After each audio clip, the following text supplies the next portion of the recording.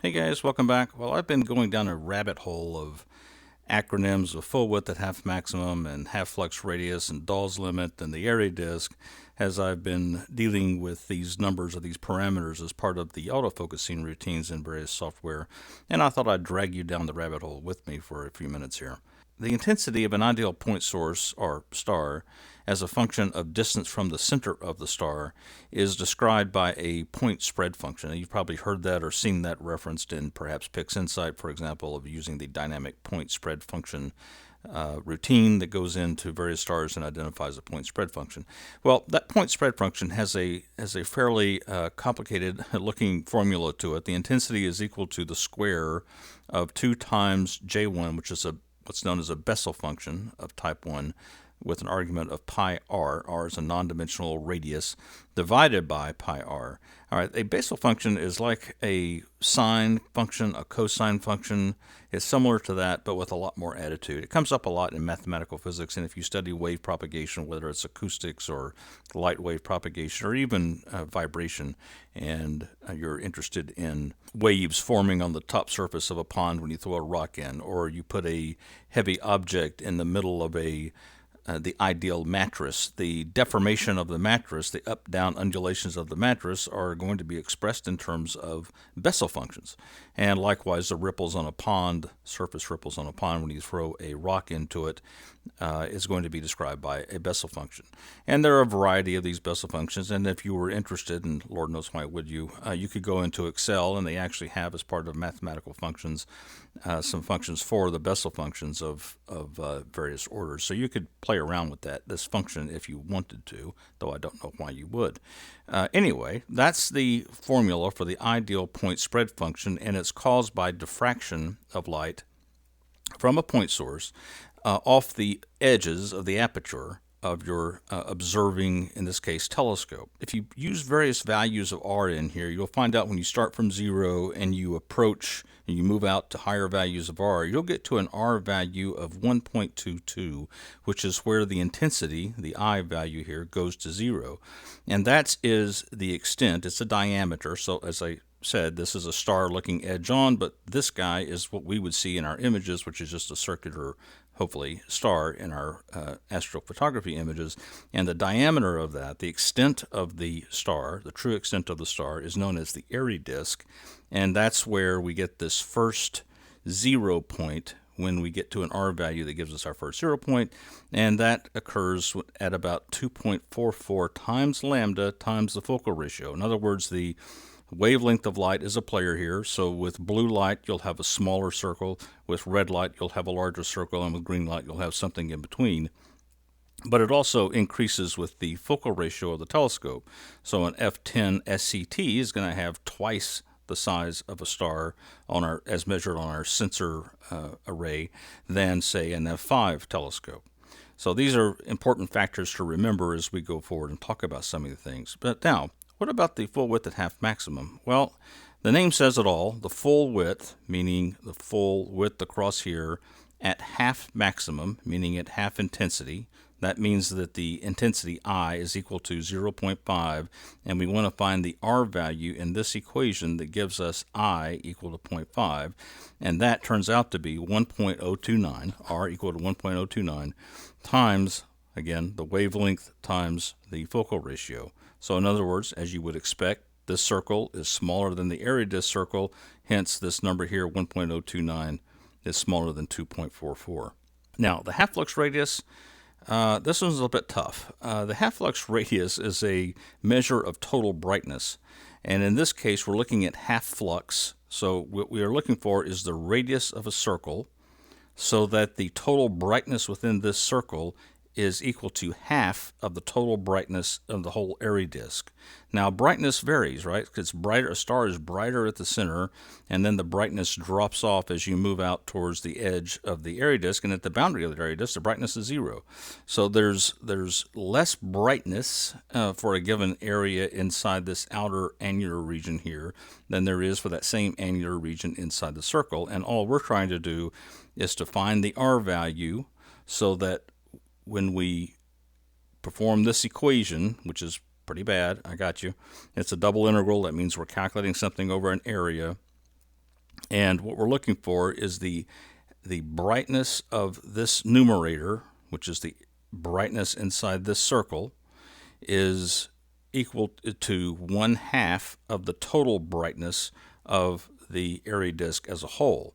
And when you find that R value, the theoretical half-flux radius for a point spread function, as defined by this intensity value here, this intensity formula here, is at 0.471. That's the radius. Now, the half-flux diameter, obviously, is going to be twice of that, and that puts it at about 10% less than the full width at half maximum. So the largest diameter, the Airy disk, that's the full extent, is 2.44. The full width at half maximum is about 42% of that diameter, and that's around 1.029 times lambda times f. And then the half-flux radius is smaller still, coming in at 0.471 times lambda times the focal ratio. But here the key point and takeaway here is that however we're talking about the star size, whether it's the full extent, the Airy disk, the full width half maximum, or the half-flux radius or half-flux diameter, all of these parameters are proportional to the wavelength of the light that we're talking about and the focal ratio of the telescope that we're looking at that light through. Now, here's a little 4x4 array of pixels for two telescopes that I have. The William Optics GT81, which has a focal ratio of about 4.75. Now the Red Cat 51, also William Optics, has about a focal ratio of f5. So I'm putting them together. This is kind of what they would look like. And then the Explore Scientific 8102, which has a focal ratio of 6.9. Now in my case, I'm using the ASI 1600 camera, which has a 3.8 micrometer pixel size. So this is 3.8 micrometers here. And what we want to do is look at the extent of the star mapped onto the sensor to show us how that compares to our sensor systems that we're using, and in this case, how the same sensor will see light differently for two different telescopes. So for example, the red light, in the case of the William Optics GT81 and Red Cat, provides a circle, a size of the circle here that's quite a bit less than the corresponding size of the red light circle, the Airy disk for red light, as seen by the Explorer Scientific, because the Explorer Scientific scope, the 8102, has a larger focal ratio of 6.9 compared to 4.75. Also note that it's not too much larger than the pixels that are in our imaging system here. So they're kind of on par with each other in terms of extent. The extent of the Airy disk and the size of a pixel, they're not that far apart. Now, if we go to green light, it's a shorter wavelength, so the diameter decreases because we're going down. The lambda value is going down, and you can see we're getting closer to fitting into a few more pixels, and then the blue light is smaller still. So this is the range of the Airy disk as seen through three different filters for two different imaging systems, or three if you throw in the Red Cat and call it an roughly 4.75 f5 telescope. The typical imaging pixel scales, and this is an important point as we go forward here, are fairly close in size to the Airy disk. Another thing to think about is how the algorithms that autofocusing routines, image analysis routines use, how they're written to come up with full width at half maximum and half flux radius. You only have data, for example, for this star that's in one pixel. So you get an intensity level for this pixel, you get an intensity level for this pixel, and who knows, there may be a star right over here contributing to the intensity level of this pixel, and then you get this intensity level in this pixel, and so on. So you have very little data in order to make an accurate assessment of what the full width at half maximum or the half flux diameter or half flux radius is. And that's something we need to think about when we're looking at these numbers that we get from these routines. They're dealing with a lot of issues. Another thing that's going on here, this is the theoretical size of the star as determined by an ideal point source with no atmospheric dispersion at all. The best we can get from that is if you're on a high mountain looking straight up. Most of us are not on high mountains, and most of us don't only image straight up. So we're dealing with a half flux radius or full width at half maximum that can vary quite a bit because of atmospheric dispersion of the light getting from outside the atmosphere through the atmosphere and finally into our telescopes and down onto the sensor itself. So the actual size of the Airy disk will be larger than what we're seeing here because of dispersion. This leads us to a discussion of resolution. How clearly can we resolve objects on DSOs that we're looking at, a cloud structure in a nebula, spiral arms in a galaxy, for example. There is an optical or theoretical limit to resolution, and then there is a sensor or physical limit to the resolution of our system, and we hope that we're not too overbalanced one way or the other. I'm going to use my William Optics GT81 as an example again with the f ratio of 4.75. One limit to resolution is just the pixel size. In other words,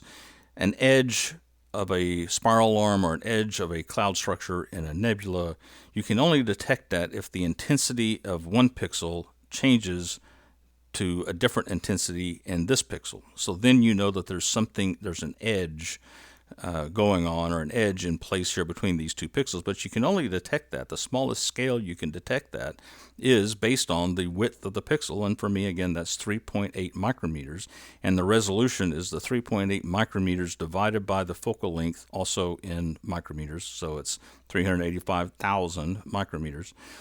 That's a number in radians, so it's an angular measure in radians, and then we convert radians into degrees by multiplying, because there are 180 degrees in pi radians.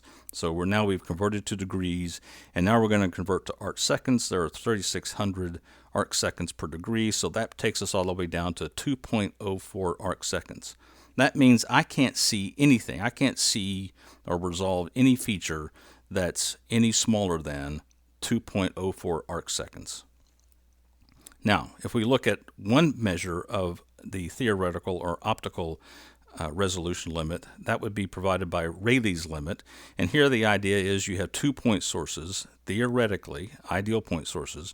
How close then can those 2 point sources be before we can't distinguish them as 2 point sources? And according to Rayleigh's estimate, he essentially proposed that it's the Airy disk radius itself. So in other words, when we have two Airy disks overlapping, and where the edge of one Airy disk corresponds to the center line of the first Airy disk, this distance here is the Rayleigh limit, and that is the 1.22 lambda, which in micrometers for green light is 0.55 micrometers times the focal ratio, again 4.75. Convert to arc seconds, and we have 1.77 arc seconds. So that suggests we have a better resolution with the Rayleigh limit than we do with the sensor resolution, but we can't have better resolution than the sensor is telling us. So this is the speed limit here for resolution as far as this system is concerned. And then we have what's called Dawe's limit, which I believe is an empirical limit derived by an astronomer sometime back, well known for being fairly sharp-eyed, and he came up with a numerical estimate for when he could see the difference of the separation between two ideal point sources.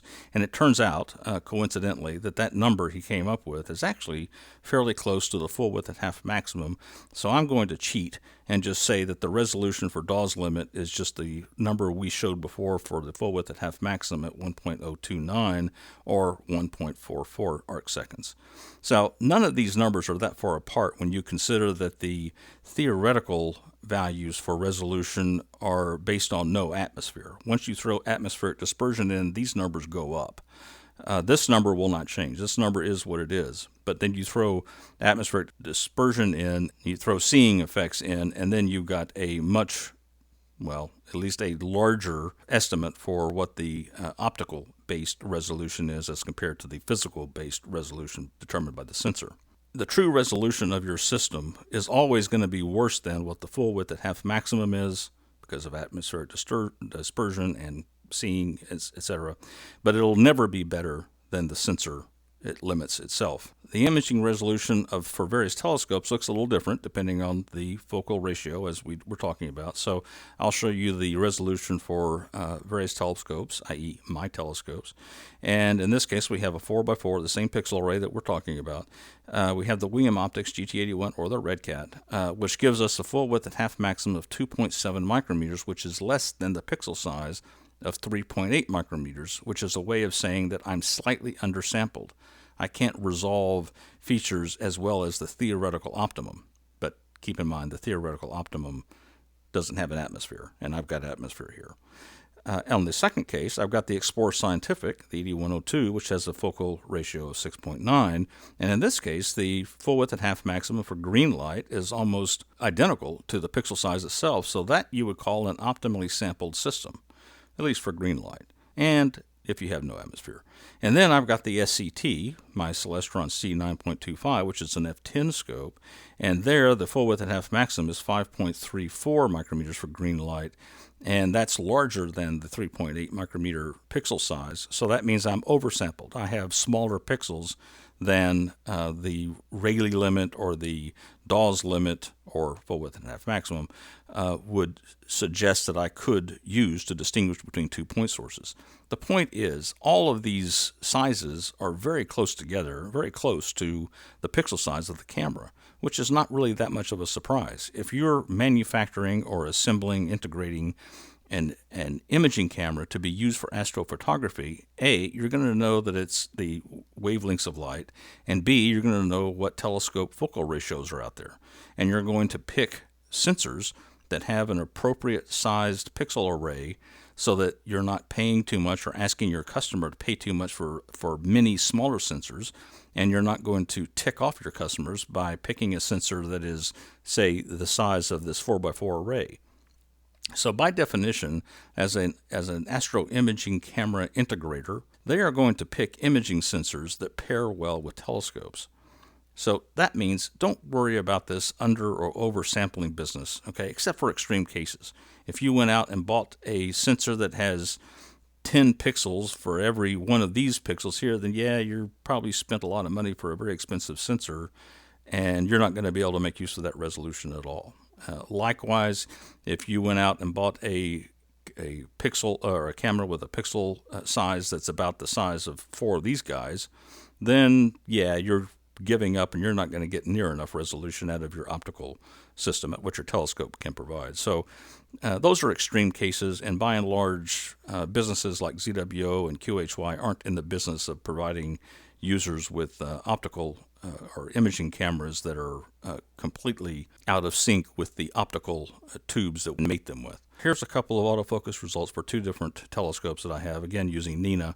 On the left is the GT81, and here's one night of autofocusing. There's some variation here, temperature variation. On this night there wasn't much. It tends to shift the focus point in, and atmospheric dispersion, also wavelength of light, tends to move the focus point or the half-flux radius up, but the minimum half-flux radius for this, at least on for this telescope, is about 1.86. And likewise, some recent imaging with the Explorer Scientific, and I've got a lot more variability here horizontally, or focus shift wise, because the temperature variation was a lot more on the particular night that I collected these data. The minimum half-flux radius is 2.61 here. So in other words, it's larger for the Explorer Scientific, which has a larger focal ratio, than it is for the William Optics, which has a smaller focal ratio, which is exactly as what we would expect, where the half-flux radius you get with the ED102 is about 1.45 times the half-flux radius you would get with the GT81. And in fact, if you took this number, 2.61 divided by 1.86, I think you come out with like 1.4, which is exactly what we would expect. So don't panic if you see if your one telescope gives you a half-flux radius that's smaller than another and claim that the other telescope is better. It's not. It just has a smaller focal ratio than the other telescope, and that's all there is to it. Astrophotography Tool is also working on developing a true autofocus routine, and they're in the process of creating what's called a focus craft option with their code. And this is the latest version, or latest released version, I believe. It's version 3.87.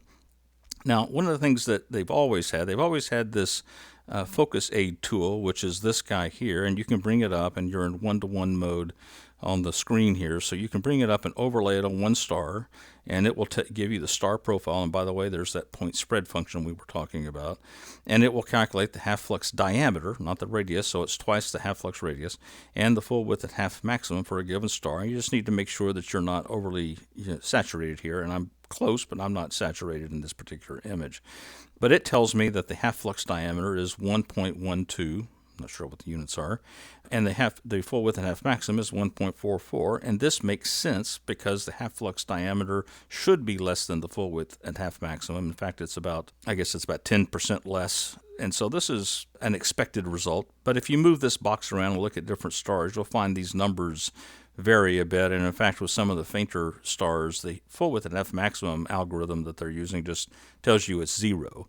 And there are some stars where the full width at half maximum it calculates is actually less than the half flux diameter. The surprising thing is that this new feature, the focus craft, which is basically taking an image-wide assessment of focus, and in this case is based on 57 detected stars, it comes up with a half flux diameter of 4.33 based on the whole image as compared to a full width at half maximum of 1.65. Now that is a bit out of whack. Okay, telling me that the half flux diameter is 2.5 times the full width at half maximum when it should be about 0.9 of the full width at half maximum. Now I suppose as long as they are consistent in how they're calculating, and maybe they'll go back and find an error in their algorithm, but as long as they're consistent, the focusing algorithm should work. But it's a work in progress and they'll eventually get there. Keep in mind that today's astro imaging cameras from ZWO, QHY, others, they're tailored to provide a properly sampled image based on the typical telescope focal ratios that are out there. So a focal ratio ranging from 4 to 10, for example. That's all you need to know, the focal ratio and the wavelength of light, which is kind of pretty well known, to decide what the pixel size should be for a properly sampled image. Now, you may have some combinations of camera and telescope that may lead you to be a little undersampled or maybe a little oversampled, but don't worry about that at all because you're not, generally speaking, except for maybe some extreme cases, you'll never be too undersampled or too oversampled. It's just not something worth worrying about. The theoretical optical resolution, which is how close can 2 point sources get in order to resolve or to see that you in fact have 2 point sources, is actually a number that's you could say is based on or is close to the Rayleigh limit or Dawe's limit, but it's very close to the full width at half maximum. If you have the full width at half maximum, that's basically the theoretical optical resolution for a given telescope given the wavelength of light and the focal ratio of the telescope.